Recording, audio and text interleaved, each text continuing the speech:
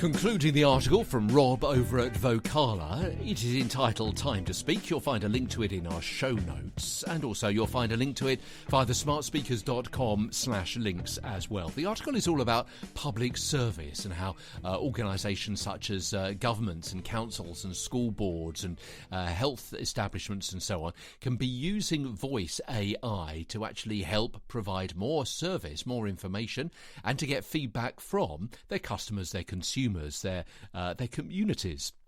So there's another area the voice can support, and that is with care and connection, which of course has become more and more important over the last year, 18 months or so, because of the C word, the COVID-19. And across the world there is an ageing population, and also that means almost inevitably a social care crisis.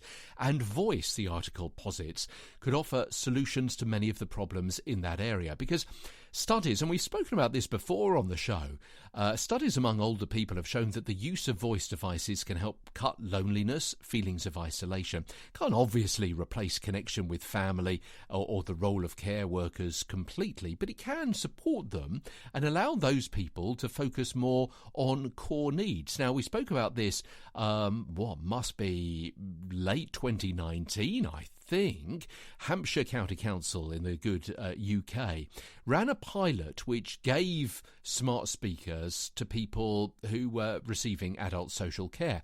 And 3/4 of those who took part, across all ages, adults certainly, but not necessarily older adults, said the device helped improve their lives. So plenty of projects and pilots and case studies and scenarios and situations that have demonstrated that smart devices can help with all sorts of things. Let's quickly run through some of these. Remote monitoring, for example, making contact with family and friends and carers and vice versa. So family and friends and carers can make contact with you if you are the person in need, particularly if someone doesn't feel comfortable wearing a personal alarm, and with that being able to tell people that you're in the toilet or you're watching TV again, or you haven't gone out for your walk today, and so on. Reminders too, to take medication, particularly of interest and importance, or to collect prescriptions, or to eat properly, or to check if the milk's gone off, or to do exercise, to leave the house for the exercise, or to do their physio and those kinds of things. And also general management of conditions.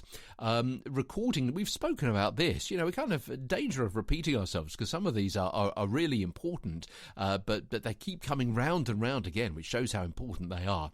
So recording symptoms or side effects. Yes, have you taken your medication, but how well are you today? Your blood pressure reading, say that out loud into the device so it can register that, and if there is a particular drop or a raise in particular numbers, that can be reported straight through to your care supervisor or specialist, so they know what is going on in your particular situation. Some of that being done automatically, of course, that data being gathered, shooting off an email or a text to your care provider, or monitoring a particular situation over time, not just a one-off, to know how well you are doing, and maybe to advise you to up your intake of a certain drug or whatever it happens to be.